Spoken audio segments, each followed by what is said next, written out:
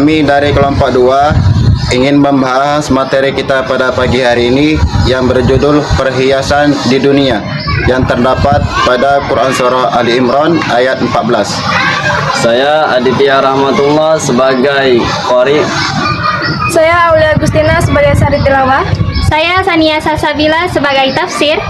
Dan saya Bagas Saputra sebagai takwil.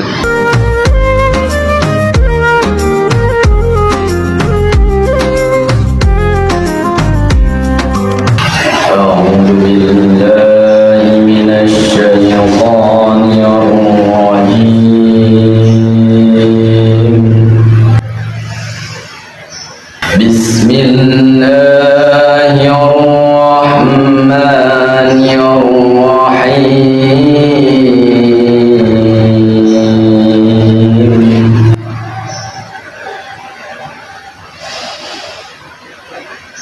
Zuyyina lin-nasi hubbush syahawati minan nisa'i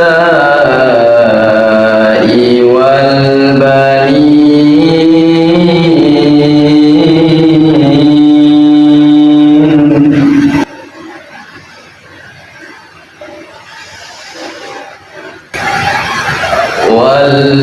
والبنين والقناطير المقنطرة من الذهب والفضة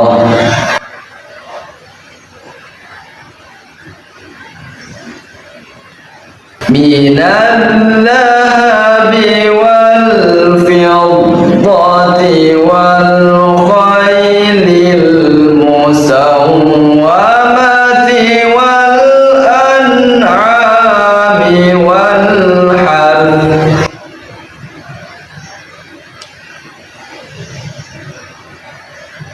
ذلك متاع الحياة الدنيا والله عنده حسن المآب.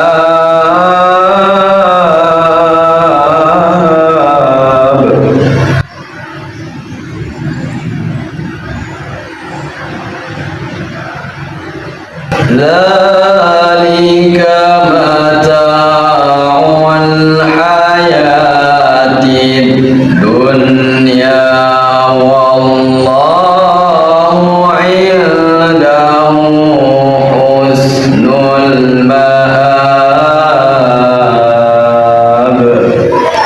صدق الله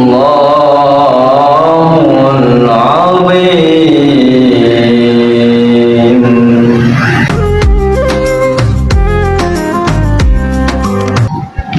Aku berlindung kepada Allah dari godaan syaitan yang terkutuk.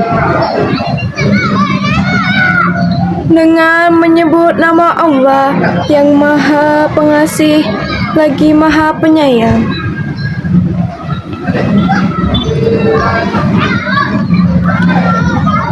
Dijadikan terasa indah dalam pandangan manusia. Cinta terhadap apa yang diinginkan berupa perempuan-perempuan, anak-anak, harta benda yang bertumpuk dalam bentuk emas dan perak, kuda pilihan, hewan ternak, dan sawah ladang. Itulah kesenangan hidup di dunia, dan di sisi Allah lah tempat kembali yang baik. Maha benar Allah dengan segala firman-Nya.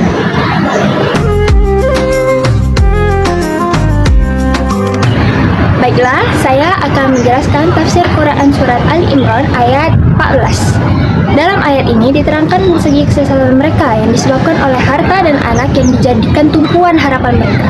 Sedikit sekali orang yang memahami keburukan atau bahayanya, sekalipun bukti-bukti yang cukup jelas memperlihatkan keburukan dan bahayanya itu. Sesungguhnya kami telah menjadikan apa yang ada di bumi sebagai perhiasan baginya, untuk kami uji mereka, siapakah di antaranya yang terbaik perbuatannya. Quran Surat Al-Kahfi ayat 7. Benda-benda kesenangan manusia secara terperinci yaitu pertama, perempuan, istri. Sebagian besar hasil usaha kaum lelaki yang diperoleh dengan susah payah diperuntukkan untuk istri dan anak. Para lelaki adalah pembimbing yang bertanggung jawab atas kaum perempuan, karena lelaki itu memiliki kemampuan untuk melindungi mereka. Kedua, anak. Cinta kepada anak adalah fitrah manusia, sama halnya dengan cinta kepada istri karena tujuannya untuk melanjutkan keturunan. Anak sebenarnya adalah perhiasan rumah tangga, penerus keturunan dari generasi ke generasi, tetapi dia dapat berubah menjadi cobaan. Sesungguhnya hartamu dan anak-anakmu hanyalah cobaan bagimu. Quran Surat At-Taghabun ayat 15. Ketiga, harta kekayaan yang melimpah ruah. Ar-Razi mengatakan dalam tafsirnya, emas dan perak amat disenangi karena keduanya adalah alat penilai harga sesuatu. Keinginan manusia tidak ada batasnya. Rasulullah SAW bersabda, sekiranya manusia itu mempunyai satu lembah harta, niscaya ia ingin yang kedua. Kalau ia mempunyai dua lembah, niscaya ia ingin yang ketiga. Tidak ada yang dapat memenuhi perut Bani Adam kecuali tanah, dan Allah mengampuni orang-orang yang bertaubat kepadanya. Hadis riwayat Al-Bukhari dari Ibnu Abbas. Keempat, kuda yang dipelihara di padang rumput, terutama kuda yang berwarna putih di bagian dahi dan kakinya, sehingga tampak sebagai tanda. Bagi masyarakat Arab, kuda yang demikian ini adalah kuda yang paling baik dan indah. Mereka berlomba-lomba untuk memilikinya. Mereka merasa bangga dengan kuda semacam ini, dan kadang-kadang bersaing membelinya dengan harga yang amat tinggi. Kelima, binatang ternak. Kebutuhan hidup mereka seperti pakaian, makanan, alat rumah tangga, dan sebagainya, sebagian besar terpenuhi dari hasil beternak binatang-binatang itu. Yang keenam, sawah ladang adalah sumber kehidupan manusia dan hewan. Kehidupan manusia kepada sawah ladang melebihi kebutuhan mereka kepada harta yang lainnya yang disenangi, karena sawah ladang adalah sumber pemenuhan kebutuhan seseorang. Demikianlah keenam macam harta manusia yang disenangi di dunia ini, dan merupakan alat kelengkapan bagi hidup mereka, yang memenuhi segala kebutuhan dan keinginan mereka. Setan menggoda manusia, sehingga ia memandang baik mencintai harta benda tersebut. Tetapi hendaknya manusia menyadari bahwa semua harta benda itu hanya untuk kehidupan duniawi yang tidak kekal. Tidak benar apabila harta benda dijadikan manusia sebagai cita-cita dan tujuan akhir dari kehidupan di dunia yang fana ini, sehingga dia terhalang untuk mempersiapkan diri bagi kehidupan yang selanjutnya, yaitu kehidupan akhirat yang abadi. Bukankah di sisi Allah ada tempat kembali yang lebih baik, yaitu surga? Alangkah bahagianya manusia sekiranya dia mempergunakan harta benda itu dalam batas-batas petunjuk Allah. Baiklah, sekian penjelasan tafsir dari saya. Kita dari Zuyina. Zuyina itu dalam bahasa Arab yaitu berasal dari kata zayyana yuzayyinu, artinya itu adalah mencintai atau menghiasi. Jadi Zuyina itu termasuk dari fi'il madi, walaupun beda manzilah, cuman kita mengambil simpelnya yaitu dengan kata fi'il madi, telah dihiasi atau telah diberikan rasa cinta kepada manusia. Hubbu syahwat, yaitu rasa cinta dan syahwat yang tinggi pada siapa saja itu, yaitu yang pertama An-Nisa, yaitu perempuan. Jadi selama manusia itu hidup di dunia, maka telah dihiasi dalam diri dia yaitu cinta kepada perempuan. Kemudian kenapa perempuan itu diletakkan pada nomor satu? Karena sebagian ulama mengatakan bahwa walaupun laki-laki itu kalau dia sudah berkeluarga pasti ada rasa pengen tambah lagi, baik misalnya tambah istri satu lagi atau sampai 2, sampai 3, sampai 4. Bahkan sebegitunya dia, jika dia tidak ada iman dan tidak ada ilmu agama, sebegitunya mudah dia untuk berselingkuh. Maka yang pertama dalam di dunia ini, hiasan yang paling pertama dihiaskan oleh rasa manusia, yaitu cinta terhadap perempuan. Maka Rasulullah sallallahu alaihi wasallam bersabda, ma taraktu ba'di adarru biha ala rajul fil ard, yakni an-nisa, kadang-kadangnya gitulah. Jadi ada satu fitnah yang lebih besar ketika saya tidak ada lagi di sini, yaitu apa? Fitnahnya perempuan. Jadi perempuan ini adalah fitnah yang paling besar selain fitnah-fitnah lainnya. Maka perlu kita harus menjaga diri kita dari fitnahnya manusia. Bagaimana caranya? Yaitu untuk menjaga pandangan. Jadi tidak semena-mena kita memandang perempuan itu dengan nafsu yang besar. Nah gitu. Bahkan manusia ini, bahkan perempuan ini juga bisa juga mengantarkan kita baik dari ke surga maupun mau ke neraka. Kalau ke surga, misalkan kita memilih seorang sosok perempuan yang menjadi pendamping hidup kita, yaitu dengan memilihnya perempuannya yang soleha. Karena dalam hadis itu tertulis khairul mata fid dunya, yakni mar'atu soleha. Jadi sebaik-baiknya perhiasan di dunia ini adalah perempuan yang soleha. Jadi walaupun dia banyak harta benda dan lain-lain sebagainya, bila dia tidak mendapatkan ataupun tidak menjadikan istrinya menjadi istri yang soleha, maka kurang lengkap rasanya kehidupan di dunia itu menjadi nikmat. Kemudian yang kedua, al-banin. Al-banin itu artinya anak-anak. Cuman diprioritaskan kepada anak laki-laki. Kenapa anak laki-laki itu diprioritaskan daripada anak perempuan?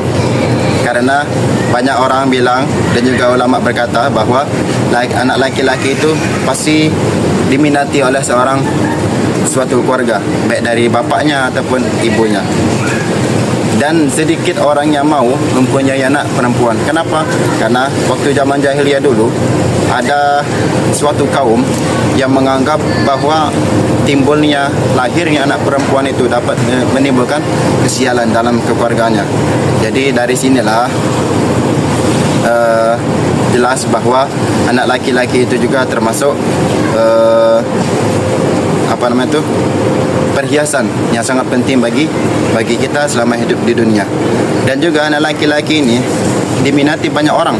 Kenapa? Karena pertama bisa bertanggungjawab dan gagah, atau juga prioritasnya kehidupan sehari-harinya itu dia semangat dalam bekerja, atau juga pemikirannya lebih dewasa, atau juga misalkan dia berani ataupun juga tanpa menyerah ataupun semangat dalam bekerja dan mencari nafkah. Maka yang kedua adalah anak laki-laki ini prioritas ataupun kesenangan dan hiasan bagi seseorang hidup di dunia. Kemudian yang ketiga adalah al-qanatiril muqantarah. Qanatir jamak dari kintar. Kintar itu artinya suatu harta benda. Harta benda. Jamak berarti lebih banyak. Berarti harta benda yang banyak. Kemudian diikuti dengan kata muqantarah, yaitu dengan berlipat ganda. Jadi harta benda yang banyak plus berlipat ganda, baik itu dari minaz zahab wal fiddah.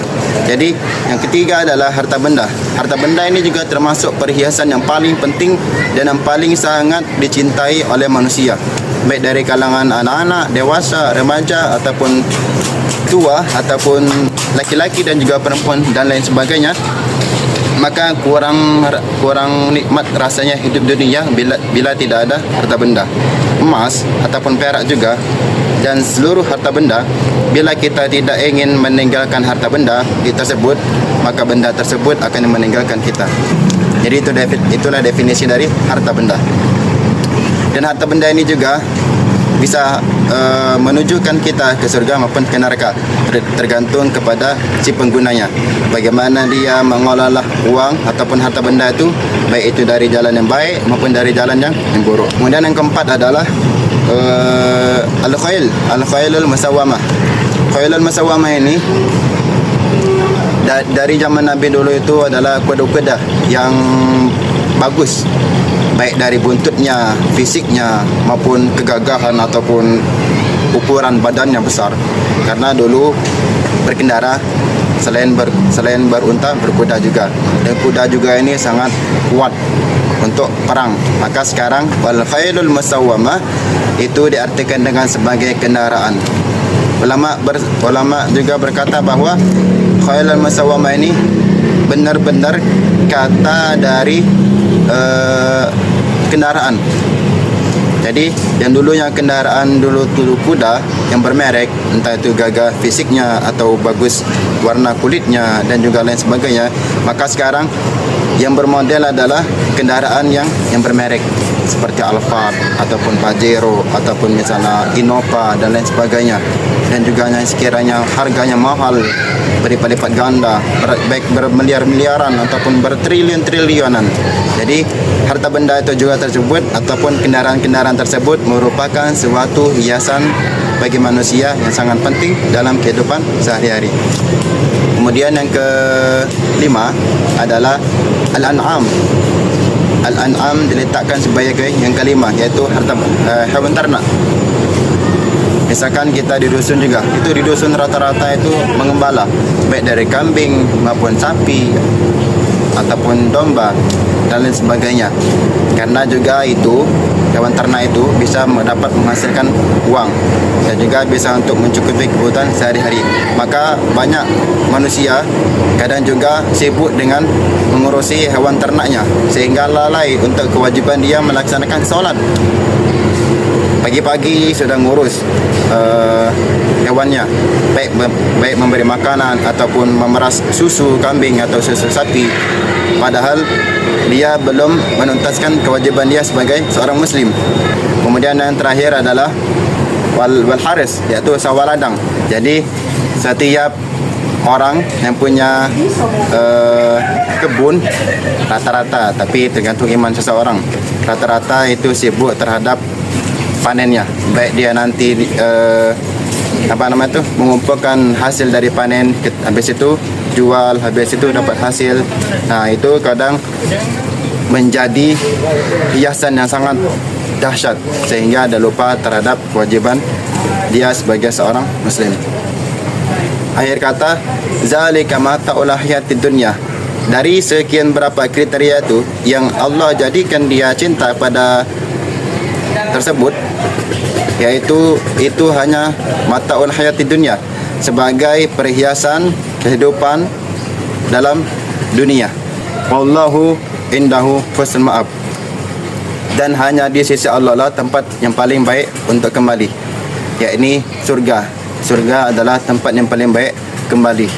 Jadi seberapa besar dan seberapa baiknya kita dalam mengelola rasa cinta yang tadi, 6 tadi, baik itu dari perempuan, anak laki-laki maupun harta benda, sawah ladang dan lain sebagainya, itu akan menentukan dari hasil akhirnya.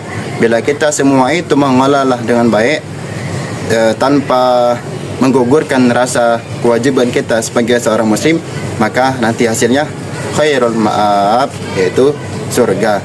Tapi bila kita cenderung ataupun lalai untuk mengurusi tersebut, sibuk mengurusi yang perhiasan dunia tersebut, maka hasilnya nanti an-naru jahannam mungkin. Bila nanti hasilnya itu neraka. Terima kasih kepada teman-teman yang sudah menyaksikan video kami dari kelompok 2 atas pembahasan materi pada pagi hari ini tentang perhiasan dunia. Semoga apa yang kami bahas tadi menjadi ilmu yang bermanfaat. Amin. Wassalamualaikum warahmatullahi wabarakatuh. محمد نبينا السلام